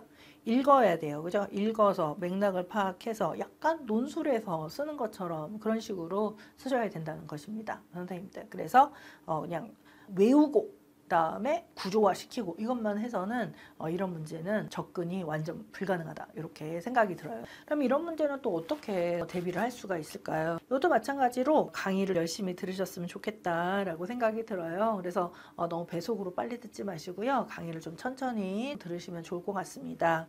강의를 들으시면 제가 그 강의 안에서 예도 들어드리고 이런 식으로 출제될 거를 미리 제가 출제 경향을 잘 파악하고 있기 때문에 두루두루 해서 말씀을 다 드립니다, 선생님들. 그래서 우리 아테나도 열심히 읽으시지만 강의를 좀 열심히 들으시면서 저하고 같이 사고하고 제가 사고하는 거하고 비슷하게 선생님들이 사고할 수 있도록 그렇게 실력을 키워놓으시면 좋을 것 같습니다. 그 다음에 네 번째는요. 복잡한 조건 하에 문제 해결을 요구하는 문제가 많이 출제되었습니다. 예전에는 그냥 간단했어요. 이거 예전 문제입니다, 선생님들. 2019년도 출시의 문제인데요. 여기에서는 미술활동 요소 중 A의 명칭과 그 얘는 제가 생략했어요. 세 가지 찾아 쓰고서 B와 관련된 교사의 바로 한 가지를 찾아 쓰시오. 이렇게 문제가 나왔습니다. 그래서 제가 가는 생략했기 때문에 여기는 찾아 쓰는 거니까 교사 바로 찾아 쓰는 거니까 그렇게 어렵지 않은 그런 문제고요. 그 다음에 A의 명칭을 써라 라는 게 나왔거든요, 선생님들. 그래서 명칭 쓰는 문제였어요. 이게 뭐냐면 미술활동 요소입니다. 그러니까 미술활동 요소와 관련된 명칭을 써라. 그거에 대한 예를 찾아라. 그거에 대한 교사의 발문을 찾아라. 찾는 문제니까 어렵지 않죠? 이 문제가 올해는 어떻게 했냐면 문제 자체가 많아요. 선생님들 읽을 게 엄청 많습니다. 그죠? 밑줄 친 디귿에 해당하는 요소 세 가지를 쓰고 이 요소가 미술활동의 요소입니다. 선생님들 위에서 보셨던 그죠? 여기 위에서 보셨던 이 미술활동의 요소를 세 가지를 다 써라. 이제 하나가 아니라 그냥 와장창 다 써라. 이런 식으로 문제가 나왔고요. 이들 요소 중 하나를 선택해서 유아 미술교육에서 직접 교수법이 필요한 상황 한 가지를 써보세요. 이렇게 해서 그냥 단지 암기해서 외워서 쓸 수 있는 그런 문제가 아니라는 것입니다. 그래서 여기에서는 우리 선생님들이 일단 그다음에 직접 교수법의 장점이 될 수 있는 것을 활용해서 미술활동 요소를 한번 설계하는 그죠? 계획하는 것을 교사가 할 수 있는가라는 그런 문제이기 때문에 이것도 당연히 사고력도 요구하고 조건이 많죠, 선생님들. 다양한 이런 조건에 딱 부합하는 이런 대답을 쓸 수 있는가라는 것을 묻는 그런 문제가 올해 아주 많이 출제가 되었습니다. 그래서 선생님들이 내년 준비를 하시기 위해서는 가장 중요한 거는 서답식 과 관련하여서 답안 쓰는 연습을 좀 많이 하셔야 될 것 같아요. 알아도 서답식으로 이렇게 답안을 쓸 때는 쓸데없는 거 안 써도 되는 거 쓰시고 써야 되는 거 안 쓰시고 하는 경우가 좀 많거든요. 그래서 서답식 답안 쓰기 연습을 좀 많이 하셔야 된다. 그다음에 강의를 그냥 기계적으로 듣지 마시고요. 강의를 들으시면서 저하고 같이 사고하시면서 얘도 많이 생각해 보면서 선생님들의 머리가 이렇게 탁 트이셔야 돼요, 선생님들. 그렇게 해야 이렇게 응용돼서 나오는 문제들을 훨씬 더 잘 처리하실 수가 있으실 것 같습니다. 또한 아테나를 비롯하여서 강론서를 좀 많이 읽고 생각하는 그런 시간을 좀 많이 가지시면 훨씬 좋을 것 같습니다. 자, 그러면은 저의 커리큘럼이 어떤가에 대해서 안내를 해드리도록 하겠습니다. 일단은 제가 선생님들한테 follow me 아까 그렇게 막 영어 쓰면서 말씀드렸죠. 그래서 선생님들이 유아 임용시험을 준비하실 때 선생님들이 자료를 따로 준비 안 하셔도 됩니다. 그 다음에 제가 말씀드리지 않은 교재를 따로 구입하실 필요도 없어요. 그 다음에 뭔가를 찾을 필요가 전혀 없어요. 찾을 필요가 없습니다. 그럼 선생님들은 뭘만 하시면 된다고요? 강의를 들으셔야 돼요. 그죠? 강의를 위주로 하여서 강의에서 사용되는 교재는 사셔야 돼요. 그죠? 그다음에 강의에서 말씀드리는 복습을 많이 하셔야 돼요. 또 강의에서 말씀드리는 사고를 연마하셔야 돼요. 교재 사서 강의 들으면서 그 다음에 복습 충실히 하고 사고를 연마하면 수석 합격하실 수 있습니다. 제가 단언하고 말씀드릴 수 있어요. 선생님들 수석 합격 가능합니다. 아시겠죠? 자, 그러면은 1월서부터 제가 어떤 강의를 하는지 좀 설명을 좀 드릴게요. 첫 해 시작을 여는 1, 2월 강의. 1, 2월 강의에서는 논술하고 이론 기반의 탄탄한 기본기 만들기 라고 적어드렸는데요. 일단은 저는 논술을 1월서부터 시작을 합니다. 왜냐하면 논술반은 논술만 중요하게 보는 것이 아니라 이 답안 작성 연습, 교육과정 답안 작성 연습이 매우 중요했죠. 선생님들 서술식 문제가 많이 나오니까요. 그렇기 때문에 1월서부터 공부를 하지 않으면 얘가 밀려요. 그 다음에 저는 목표는 5월 달까지 교직 논술하고 교육과정 답안 작성 연습을 다 끝내는 거를 목표로 하고 있습니다. 그러면은 6월서부터는 뭐 공부해요? 라고 말씀하실 텐데 6월서부터는 이제 쓰는 연습은 다 끝내고 내용을 불리는 거죠. 우리 이론 내용을 더 불리는 것에 더 훨씬 더 선생님들의 에너지를 좀 많이 쓰실 수 있게끔 앞에 조금 여유 있을 때 많이 읽고 쓰는 연습을 하고 그다음에 답안 작성도 이런 식으로 해야 된다라는 거를 많이 이제 훈련을 좀 시켜 드릴 거예요. 그렇기 때문에 얘를 1월에 공부를 해야 된다라는 것입니다. 그래서 일단은 1, 2월에는 2개의 강좌밖에 없습니다. 선생님들. 그래서 교육과정 총론반 해서 얘는 이론 강의예요. 선생님들. 이론, 유아 임용시험 핵심 이론 강의고요. 두 번째는 교직 논술 및 교육과정 답안 작성 연습반입니다. 얘는 7회 정도로 해서 강의를 할 예정이에요. 교육과정 총론반의 교재는 유치원 교육과정 총론편 2023년판을 쓸 예정이고요. 여기다가 프린트를 드릴 예정입니다. 이렇게 되고 얘가 가장 중요한 강의예요. 선생님들 이해를 기반으로 해서 제가 상세하게 말씀을 드릴 예정이고요.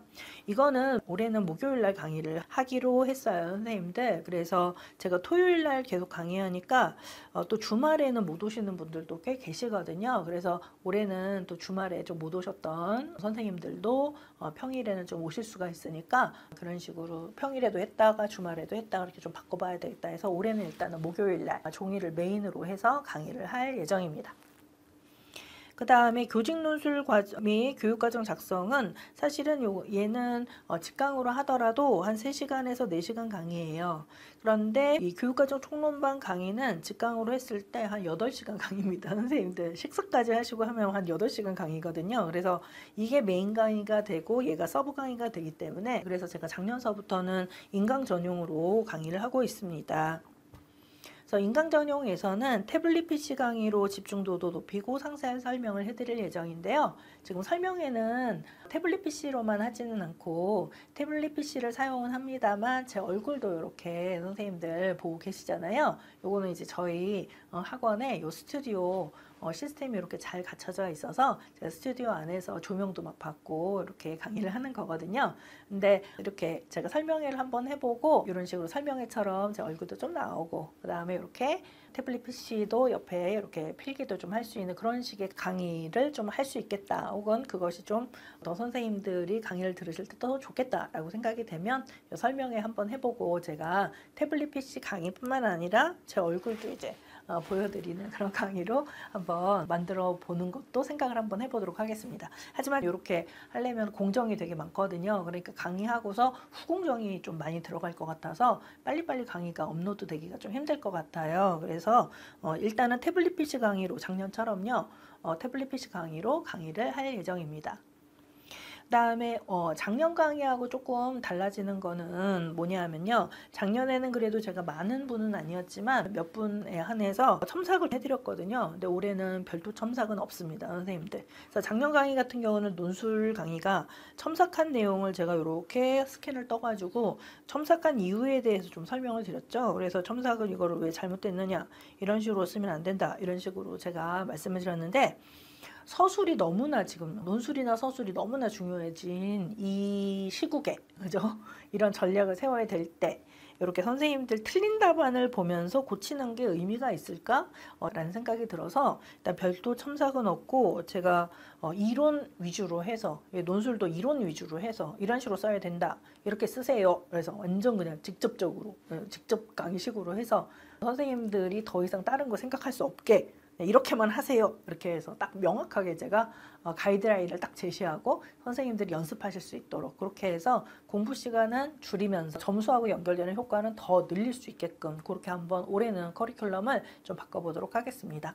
하지만 논술 강의는 가장 기본적인 베이스는 기출문제예요. 선생님들 이거는 작년하고 내용은 같습니다. 그 다음에 교육과정 답안 작성 연습도 기출문제를 기반으로 해서 제가 강의를 할 예정입니다. 대신에 첨삭, 작년처럼 첨삭을 보면서 피드백하는 그런 내용은 없고요. 쭉 3시간 내내 이런 식으로 써야 되고 이런 식으로 연습해야 된다. 이런 식으로 정확하게 선생님들이 해야 될 복습의 내용을 중심으로 해서 강의를 해드릴 예정이에요. 자, 그 다음에 3, 5월을 볼까요? 선생님들 3, 5월에는 합격의 성공과 실패가 갈리는 3월 강의 이렇게 적어드렸는데 그 이유는 이때가 어떤 선생님들은 막 슬럼프도 오고 막 이때 뭐 노세요 또 아직 많이 남았다면서 노는 선생님도 있고 뭐 슬럼프 왔다고 그러고 막 여행도 가고 토요일 날 결혼식도 가고 막 이러시거든요. 근데 3월이 정말 중요하기 때문에 마음을 다잡고 공부하셔야 돼요. 그래서 수험 공부에 탄력이 붙어가는 시기다 이렇게 말씀드렸어요. 3월은 2월하고 비슷합니다. 3개월 동안에 교육과정 강론반을 공부하면서 이론 내용을 일단 끝내드리고요. 그러니까 이론 내용은 1, 2월, 그다음 3, 4, 5월 이런 식으로 해서 이론이 끝난다라고 생각하시면 되겠습니다. 책도 배지훈 유치원 교육과정 강론편인데요. 강론편은 책이 2개로 되어 있습니다. 그래서 1과 2가 있어요. 그래서 2권을 구입을 하셔야 될 것 같고요. 그다음에 1은 개정될 예정이에요, 선생님들. 그다음에 2도 일부 개정될 예정입니다. 그래서 개정의 그 폭은 그렇게 크지 않아서 과거 책으로 작년 책으로 쓰면 안 돼요 라는 선생님들한테는 개정된 내용만 조금 별도로 가르쳐 드릴 수도 있어요. 선생님들 파일을 올려갖고 해드릴 수 있거든요. 개정의 폭이 적다면. 근데 개정의 폭이 커지면 그러면은 파일로 안 되고 구입하세요 라고 제가 말씀을 드릴 것 같습니다. 일단은 개정 한번 해보고 결정하도록 하겠습니다. 총론반은 개정이 없습니다. 강론반만 개정을 할 것입니다. 다음에 제가 혹시 보강을 할 때가 있을 거예요. 그럴 때는 태블릿 PC 강의로 업로드를 제가 해드릴 거예요. 직강에 계속 오라고 하면은 선생님들 너무 피곤하기도 하고 하기 때문에 보강은 태블릿 PC로 인강으로 제가 보강을 해드리도록 하겠습니다. 그 다음에 작년 강의하고 조금 다른 거는 제가 작년 강의에서는 강론반 때 2019 개정 누리과정 해설반 해설서나 해설서, 그다음에 실행자료하고 이해자료를 요 강론반에 같이 연결시켜서 그렇게 강의를 했습니다. 그렇기 때문에 강론반에 양이 많아져가지고 계속 보강하고 막 그랬거든요. 그래서 올해는 조금 약간 다르게 요거는 요 2019 개정 누리과정 해설반은 따로 강의를 개설을 했어요. 하지만 교육과정 강론반 들으시는 선생님들한테는 무료로 제공되기 때문에 작년하고 효과는 똑같은 거예요. 양은 똑같아요. 하지만 별도 강의고 그다음에 내용은 안 바뀌었으니까요. 작년에 제가 강의한 내용을 올해 이제 그것으로 공부를 하시는 겁니다. 선생님들. 그래서 이미 다 찍어놓은 강의이기 때문에 선생님들께서 좀 빨리 봐야 되겠다라고 하시면 빨리 보셔도 될 것 같아요. 그 다음에 2019 개정 누리과정 해설반 요거 아까 지금 방금 설명드린 거네요. 요거는 인강 전용 강의고 이미 촬영이 완료되었고 작년에 찍어놓은 그런 강의입니다. 하지만 누리과정이 변화되지 않았기 때문에 바뀌지 않았기 때문에 작년 강의를 그대로 들으셔도 상관은 전혀 없어요. 선생님들. 그 다음에 교재는 2019 배지훈의 누리해설이라는 책을 교재를 구입하셔야 될 것 같습니다. 요 누리해설 안에는 누리과정의 모든 세 가지 세 가지 책으로 되어져 있습니다. 3권으로 되어져 있는 게 요 누리해설에 다 들어가져 있고요. 또한 누리해설에서는 그것뿐만 아니라 플러스 과거 교육과정 내용도 조금 중요한 건 들어가져 있는데요. 요 과거 교육과정 내용도 최근에 시험 문제 막 나오고 막 그러거든요, 선생님들. 그래서 과거 교육과정 보시는 게 더 유리하실 것 같아요. 공부하실 때 점수에 연결이 잘 되실 것 같습니다. 그래서 작년하고 강론반은 비슷한데 뭐가 달라졌다는 거죠, 선생님들? 그렇죠. 여기 1하고 2에서 개정 내용이 있다라는 거. 다음에 누리과정 해설은 별도 강의로 개설을 하는데 하지만 강론반 들으시는 분한테는 무료이기 때문에 그냥 똑같다. 대신에 공부하실 때는 뭐뭐 공부해야 돼요, 선생님들. 얘네들 다 공부하셔야 돼요. 이렇게 보시면 될 것 같습니다. 다음을 보도록 하겠습니다. 일단은 3월 강의가 좀 더 있네요, 선생님들. 일단 답안 작성 연습 2반이 있고요, 9회로. 그다음에 요 누리과정 문제풀이반이라는 게 있습니다. 누리과정 문제풀이반도 이미 다 촬영이 끝난 강의거든요, 선생님들. 그래서 인강 전용 강의 이렇게 얘기를 하고요. 촬영이 완료된 강의고요. 교재는 2019 누리과정 총정리 문제집이라고 요것도 선생님들 강의 들으실 분은 요거를 구입을 하셔야 됩니다. 하지만 요것도 인강 전용 강의고 촬영 완료이기 때문에 이 강의가 필요 없는 선생님도 계실 거예요. 그래서 일단 연팩으로는 제외를 시켰습니다. 작년에 들으셨을 법한 강의는 일단은 연팩에서 제외를 시켰습니다. 하지만 듣지 않은 선생님들이나 나 또 한 번 들어야 되겠다라는 선생님들은 신청해서 공부하시면 되죠. 근데 이제 여기의 내용은 실제적으로는 우리가 아까 전 페이지가 있었어요. 이 전 페이지에서 여기 2019 개정 누리과정 해설반이 있죠. 요곳의 문제풀이 반이다 라고 생각하시면 되겠습니다. 요게 문제풀이 반이 요 누리과정 문제풀이 반이다. 그래서 문제를 풀면서 암기해 나가시는 거예요, 선생님들. 그래서 상당히 중요하고 인기가 많습니다. 많은 선생님들이 칭송하세요. 너무 문제가 너무 좋다 라고 하시면서 문제만 풀어도 그냥 가만히 있어도 암기가 다 되고 이해가 되더라. 문제 안에서도 이제까지 나온 고시문의 문제는 다 나왔습니다, 선생님들. 그래서 이 문제집도 제 강의 안 들으시는 선생님들도 추천합니다, 선생님들. 자, 그 다음에 6, 8월 강의를 설명을 잠깐 드리도록 하겠습니다. 6, 8월에는 우리 반복과 복습으로 자동 암기나 이해가 되는 시기다. 그래서 영역별 총정리 문제풀이반이 가장 메인이고요. 선생님들 목요일 날 하고요. 그다음에 29년간 영역별 기출문제 분석반. 벌써 29년이나 됐습니다, 선생님들. 이렇게 되는데 얘네들을 제가 진도를 연동할 거거든요. 진도에 맞춰서. 그러니까 영역별 총정리 문제풀이반에서 부모교육의 파트를 문제를 풀고 영역 설명을 들었다라고 한다면 그때 이제 부모교육과 관련된 기출문제를 여러분께서 마스터하시면 되는 거예요. 근데 요 29년간 영역별 기출문제 강의도 이미 인강으로 다 촬영이 완료된 강의입니다. 그렇기 때문에 제가 2024학년도는 벌써 추가가 되어져 있고요. 2025학년도 기출은 아직 추가가 안 되어 있는데 요거는 이제 내년에 초에 제가 강의를 해서 추가를 시켜드리도록 하겠습니다. 교재는 배지훈의 유치원 교육과정 영역별 기출문제편이라는 게 있어요. 그래서 요거는 교재를 구입하셔야 돼요. 그다음에 기출은 매우 중요합니다, 선생님들. 기출문제만 풀더라도 웬만한 문제는 거의 풀 수 있을 정도로. 그래서 임용시험의 고득점을 위한 필수 강의다. 이렇게 적어드렸어요, 선생님들. 그래서 6, 8월에는 숨을 크게 쉬고, 왜요? 강의가 많습니다. 강의도 많고 이제 공부할 내용이 많아요. 그렇기 때문에 1월에서 5월까지 선생님들 체력을 키우시고 그 다음에 6, 8월로 오셔가지고 이제 막 달리시는 거죠, 선생님들. 달려 해서 점수하고 연결시키는 그런 공부를 하시는 겁니다. 그 다음에 여기에서도 이 영역별 기출문제 분석반은 따로 이렇게 개설이 되어져 있지만 진도는 연동이 되어 있다고 말씀드렸잖아요. 그래서 문제풀이 강의를 듣는 선생님들은 29년간 영역별 기출문제 분석반이 무료로 제공됩니다. 그러니까 영역별 총정리 문제풀이만 듣는 선생님도 계세요. 이것만 듣고 또 합격하시는 선생님도 계십니다.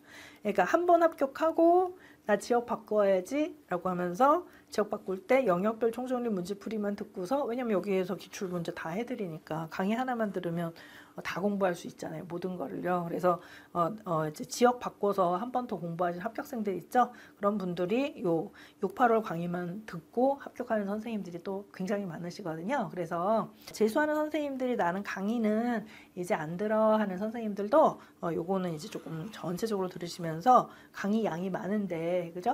한 강의로 보잖아요, 선생님들. 그러니까 요것만 듣고 이제 또 시험 보셔도 될 정도로 아주 상세하고 많은 내용을 다루는 그런 강의다라고 볼 수가 있겠습니다. 그다음 6, 8월에는 선생님들 제가 영역별 총정리 문제 풀이에서 중요한 거는 총정리거든요. 그래서 문제를 어떤 실전 문제처럼 응용해서 드리지 않고요. 선생님들이 암기를 좀 편안하게 할 수 있을 정도로 복습에 무게가 있는 그런 강의입니다. 선생님들. 그래서 복습하면서 아테나에서 공부했던 걸 한번 복습하면서 또 이렇게 가로놓기를 좀 한번 해보면서 전체적으로 구조화시키는 그런 강의거든요. 선생님들. 근데 이 강의가 사실은 합격생들이 가장 추천하는 강의 중에 하나예요. 그래서 합격생들이 이것만 보더라도 합격할 수 있다. 이 강의만 듣더라도 합격할 수 있다라고 해서 특히나 재수생 하시면서 합격하는 선생님들이 가장 추천하는 강의가 이 영역별 총정리 문제풀이인데요. 어떤 선생님들은 여기서 실전 문제가 없어서 좀 아쉽다라는 선생님들이 계시더라고요. 그래서 제가 하프 모의고사반을 운영하고 있습니다. 그래서 격주로 해서 그다음에 한 6회 정도로 해서 모의고사는 모의고사인데, 그러니까 실전 문제를 푸는 거예요, 선생님들. 실전 문제를 푸는데 하프 논술 혹은 하프 교육과정 실전 문제를 풀게 되는데요. 하지만 하프기 때문에 한 반 정도, 다는 아니고 한 반 정도의 분량으로 그다음에 격주에 한 번씩 이렇게 개설이 되어져 있습니다. 얘는 연팩에 포함되는 강의예요, 선생님들. 그다음 마지막으로 91월 강의는 실전 모의고사반이 있습니다. 선생님들. 실전 모의고사반은 이제 문제를 실전하고 비슷하게 해서 선생님들의 문제를 해결하는 능력을 높이는, 시간에 맞춰서 문제 해결하는 능력을 높이는 그런 강의다라고 생각하시면 되겠습니다. 그래서 실전하고 거의 비슷한 시간과 실전과 가장 비슷한 문제로 연습을 한번 해보시는 건데요. 또 우리 합격생분들이 제 강의에서 이 실전 모의고사반을 많이 칭찬해 주세요. 그 이유가 가장 기출과 흡사하다. 가장 기출과 유사한 그런 문제가 우리 배주연 선생님의 실전 모의고사 반이다. 이렇게 말씀을 드리거든요. 왜냐하면 제가 그렇게 노력하고 있기 때문입니다. 그래서 실전 모의고사 반은 이미 6, 8월까지 공부하셨던 것을 최신 경향 문제에 맞춰서 선생님들을 트레이닝 시켜드리는 그런 반이기 때문에 가장 기출과 유사한 게 가장 좋은 문제라고 생각하기 때문에 다른 것보다도 기출하고 비슷한 그런 문제를 많이 출제하고 있습니다. 근데 올해도 그렇고 적중도 많이 했던 것 같아요. 선생님들 적중. 그래서 마지막 모의고사 7회, 6회 다 적중됐거든요, 선생님들. 그래서 아직까지는 만족합니다. 그 다음에 그 아래에서는 실전 모의고사 반으로 조금 더 부족하다라는 선생님들은 연도별 변형 기출문제반도 있거든요, 선생님들. 이것도 이미 인강으로 다 촬영이 끝난 강의이기 때문에 내가 연도별로 한번 기출문제를 쭉 풀어보고 싶다 하는 선생님들은 이 교재를 사셔서 이 강의를 들으시면 좋겠고요. 실전 모의고사반은 실전 연습을 하는 거잖아요. 그러니까 실전 연습을 좀 더 해보겠다라는 선생님들이 들으시는 건데요. 추천해요, 저는. 그래서 재수하는 선생님들은 5월서부터 하셔도 돼요, 선생님들. 그다음에 초수 선생님들은 이미 다 촬영이 완료됐기 때문에 6월서부터 하셔도 되긴 합니다. 근데 6월은 조금 빠르니까 9월서부터 하는 게, 초수는 9월, 그다음에 재수는 재수 선생님들 한 5월 이렇게 시작하셔도 됩니다. 그 다음에 과거 문제를 풀어보는 거예요. 2013년도서부터 연도별로 되어져 있는데요. 하지만 교육과정이 예전 교육과정하고 현재는 지금 다르잖아요. 그렇기 때문에 현재 교육과정으로 문제를 제가 다 바꿔드렸습니다. 하지만 현재 교육과정으로 문제가 나온 그런 해들은 변형 없이 그냥 드릴 예정이고요. 그 다음에 2025학년도 기출 해설 강의를 제가 했죠. 시험 보고서 기출 해설 강의를 했잖아요. 그 기출 해설 강의로 그 2025학년도는 연도별 변형 기출 문제를 대체를 하도록 하겠습니다. 요 강의를 붙여드릴 예정이에요. 그 다음에 2차는 1차 시험 후 2차를 위한 12월 강의, 2차 면접 및 수업 실연의 이론 공부 시기라고 했는데요. 일단은 2차도 이론이 필요합니다. 선생님들 이론이 필요하거든요. 그래서 예를 들어 올해 같은 11월 9일 날 이제 1차 시험을 보고요. 합격자 발표가 12월 11일이었거든요. 선생님들. 이럴 때 한 달 정도의 기간이 있어요. 그래서 이 한 달 정도의 기간은 내가 합격했는지 안 합격했는지 모르는 기간이죠. 이럴 때는 이론 공부가 필요합니다. 2차 이론 공부가 필요하고요. 그 다음에 12월 11일 때 합격자 발표를 하게 되잖아요. 이제 그때서부터 한 달 동안 열심히 공부하고 이론 내용을 가지고 스터디를 꾸리시던 뭘 하시던 이제 실전 연습을 하시는 거죠. 실전 연습을 열심히 하셔가지고 그다음에 1월 한 8일 정도인가요? 8일이나 9일에서 이틀에 걸쳐서 2차 시험을 보거든요, 선생님들. 그러면은 또 한 달 정도의 실전 연습 시간이 있죠. 그러니까 사실은 2차 준비는 한 2달 동안만 할 수가 있어요, 선생님들. 근데 충분합니다. 그렇게 하셔도 다 합격을 해요, 선생님들. 얘는 강의 공지는 추후에 제가 또 해드리도록 하겠습니다. 일단은 1차부터 선생님들 합격하고 오셔야 됩니다. 그게 가장 중요해요. 자, 다음으로 이제 마지막이에요. 선생님들, 공립유치원 예비교사의 수험 준비 자세라는 건데요. 얘는 사실은 제가 강의 시간에 아주 자세하게 설명드릴 예정이기 때문에 빨리 간단하게만 보도록 하겠습니다. 일단 1차 합격을 위한 생활 습관이 있어요, 선생님들. 이게 안 돼 있는 선생님들이 빨리 이 생활 습관으로 바꾸셔야 돼요. 생활 습관 밑에도 튼튼한 체력. 튼튼한 체력은 어디서부터 나오나요? 그죠? 영양과 운동입니다. 많이 드시고 운동을 많이 하셔야 돼요. 긍정적 자아 존중감과 강한 멘탈. 나는 안 돼. 이거보다는 나는 할 수 있어. 이런 자세가 매우 필요해요. 규칙적으로 공부하는 습관. 공부 좋아하는 사람은 없을 거예요. 하지만 나의 루틴이 되면은 공부를 안 하면 이상하게 됩니다, 선생님들. 그래서 나의 공부를 나의 루틴으로 만든다. 그러면은 그냥 뭐 공부가 어렵지 않아요. 반드시 그냥 해야 될 일이니까. 저녁에 자기 전에 양치질을 반드시 해야 되는 게 루틴인 것처럼 공부도 몇 시부터 몇 시까지 항상 루틴이 된다면 공부가 그렇게 어렵지 않은 게 될 겁니다. 근데 루틴이 없으면 공부가 끝까지 어려워요. 근데 공부하는 게 어려우면 당연히 합격을 할 수가 없겠죠, 힘들. 인간관계도 잘 맺으셔야 돼요. 왜냐하면 인간관계에 의해서 우리는 스트레스를 받고 불안을 느끼기 때문에 스트레스나 불안이 있으면 올바른 공부를 할 수가 없어요. 하지만 수험 공부한다고 나 혼자 막 무인도에 떨어져 있을 수는 없습니다. 마음이 든든해지는 사람 몇 명하고는 교류를 잘 하셔야 돼요. 하지만 스트레스 받는 인간관계 있잖아요. 그거는 끊으셔야 돼요. 그다음에 규칙적으로 공부에 방해가 되는 모든 모임 및 약속은 합격 이후로 다 넘기셔야 됩니다. 누구야 뭐 언제 뭐 누가 뭐 하는데 뭐 이때 뭐 술 한잔 하자 하면 안 돼. 나는 공부해야 돼. 그래서 합격하고 갈게. 이렇게 딱 거절하실 수 있으셔야 돼요. 월별 성장 과제도 좀 적어드렸어요, 선생님들. 1, 2월에는 공부 틀을 먼저 잡으셔야 돼요. 제일 중요한 거는 공부 습관들이가 제일 중요하겠죠. 그다음에 3, 5월에서는 공부 내용을 채워나가야 되겠죠. 공부 습관을 드렸으니까 이번에는 나에게 맞는 공부 방법을 찾는 거예요. 나에게 맞는 공부 방법은 사람마다 다 다릅니다, 선생님들. 그래서 선생님들에게 맞는 공부 방법을 잘 찾으시기 바랍니다. 그 다음에 제 목표는 뭐예요? 논술 및 교육과정 답안 쓰기의 실력을 끝내놓는 거예요. 그러면은 그 다음서부터는 공부가 너무 쉬워지는 거예요, 선생님들. 그러니까 수험 공부가 쉬워진다는 거예요. 6, 8월에는 공부 내용을 확장하는 시기입니다. 이거를 잘 확장하기 위해서는 요 답안 쓰기를 다 끝내야 확장이 가능해요. 근데 우리 어떤 선생님들은 1, 2월, 3, 4월에 그냥 확장 다 해주지. 확장 좀 다 해주지. 왜 6, 8월에 확장시키세요? 이렇게 말씀하는 선생님도 계시는데요. 그런 선생님들은 1월서부터 5월까지 공부가 다 안 된 선생님들이 이런 말씀을 많이 하세요. 이거 드리는 것, 이만큼 드리는 것도 다 공부 안 하셨으면서 나중에 확장하니까 힘들어요. 이렇게 말씀하시는데 확장해서 힘든 이유는 1에서부터 5월 달에 공부한 것이 복습이 잘 되지 않았기 때문에 확장이 힘드신 거예요, 선생님들. 어떤 건지 아시겠죠? 그래서 이때 1, 2월, 3, 5월에 충실히 공부를 하시면 이 확장이 즐겁습니다. 그다음에 기출 이제 보시면서 내용 이제 구조화시키는 게 6, 8월이다. 근데 암기를 본격적으로 하는 게 6, 8월이다. 1월에서부터 5월은 암기를 본격적으로 안 하셔도 됩니다. 6, 8월서부터는 이제 본격적인 암기가 시작되셔야 돼요. 마지막으로 9, 10월에는 실전 연습이 필요하겠죠. 그다음에 이제 암기 안 하셨던 거 이제 최종으로 이제 암기하는 그런 시기다라고 보시면 되겠습니다. 그다음에 1차 합격을 위한 이번에는 생활 습관보다는 공부 습관도 중요합니다. 그래서 1년간 꼭 지켜야 될 학습 습관은 다른 사람과 비교는 금물. 저 사람은 공부 더 많이 하는 것 같아. 나보다 더 열심히 하는 것 같아. 이렇게 비교는 하지 마세요. 그 사람도 잘 못하고 있어요, 선생님들.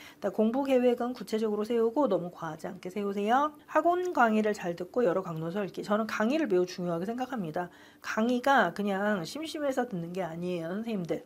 선생님들의 사고를 넓혀드리고 사고를 이렇게 정리해드리는 그런 게 학원 강의이기 때문에 학원 강의 안 듣고 공부하시면 어떤 선생님이 첫 해는 논술 20점 받으셨거든요. 그러니까 재수하실 때는 나 이제 논술 강의 안 들었더니 16점 나오고 이렇게 돼요, 선생님들. 왜냐하면 사고를 딱 정돈시키죠. 강의에 의해서 사고를 정돈시켜 드리는데 사고가 정돈이 안 된단 말이에요. 우리가 막 울퉁불퉁해져요.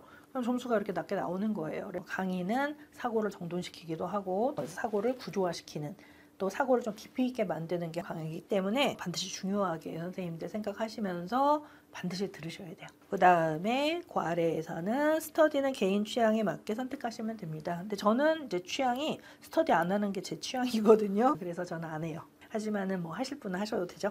그 다음에 2차 합격을 위한 준비는 저는 요거를 가장 추천합니다. 1년 동안에 1년 동안 공부하셔야 되죠. 나만의 유치원을 한번 만들어 보세요. 그다음에 나만의 유치원 안에서 여러 가지 문제가 발생될 거 아니에요. 그럼 문제에 대해서 문제를 상상 한번 해보시고요. 반성적 전언을 한번 써보세요. 요게 다 2차 준비가 되는 거예요, 선생님들. 1차 이론의 내용을 적용한 수업 실현 연습하기도 하고요. 큰 목소리로 전달력 있는 의사소통 능력 기르기, 뉴스나 여러 사회 이슈에 대해서 관심 갖고 찾아보기, 이런 사회 이슈 같은 게 시험에 나오는 경우가 있습니다, 선생님들. 뭐 노키즈존에 대해서 어떻게 생각하십니까? 라든가 어떤 시를 딱 주고서 이 시가 뭐를 얘기를 하는 겁니까? 라든가 이렇게 좀 상식을 물어보는 그런 문제들이 많이 나옵니다, 선생님들. 그래서 상식이 좀 있으셔야 돼요. 무상식은 안 됩니다. 그래서 교사다운 다양한 상식을 키우시면은 바로 합격하실 수 있어요.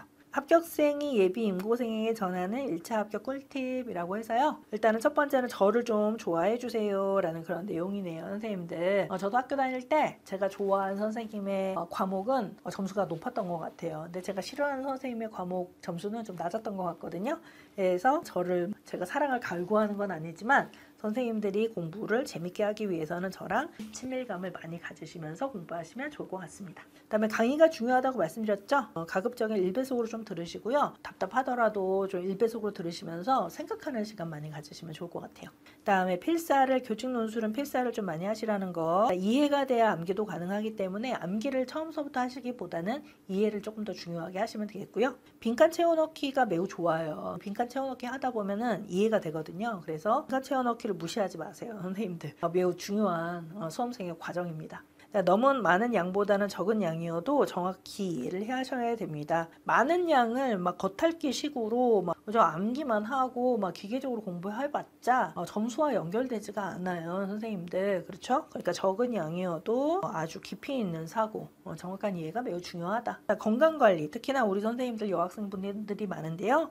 여름만 되면 다 아프신 분들이 많으세요. 그러면은 공부를 중요한 시기에 할 수가 없으니까 건강관리, 영양과 운동이에요. 영양 더하기 운동을 많이 하셔야 된다. 그다음에 또 중요한 거, 그죠? 자아 존중감입니다. 나 자신을 믿고 꾸준히 정진하는 게 매우 필요하다. 이렇게 볼 수가 있겠습니다. 끝났네요, 선생님들. 희소고시 학원, 저희 학원도요 아주 유서가 깊은 그런 학원이고요.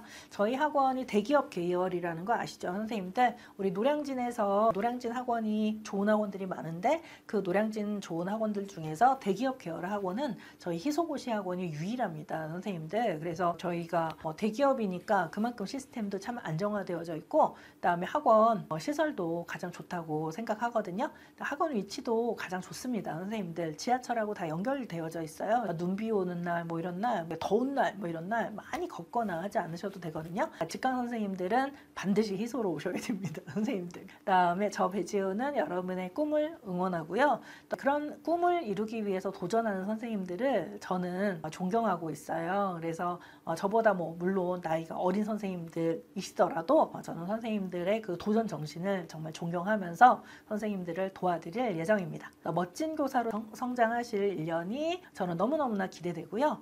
희소고시 학원, 저희 학원과 저는 여러분의 합격을 위해서 최선을 다해서 도와드릴 테니까 저희 학원과 저를 믿고서 선생님들 한번 수험 생활 시작해 보시기 바랍니다. 그 아래는 이렇게 써있네요. 초수 합격생 최다 배출, 초수 합격생, 그러니까 단기 합격률이 제가 높다고 아까 말씀드렸죠. 그러니까 저와 함께 임용에 가시밭길은 아니죠. 저와 함께 가면 고속도로입니다, 선생님들. 고속도로를 함께 달려보시기 바랍니다.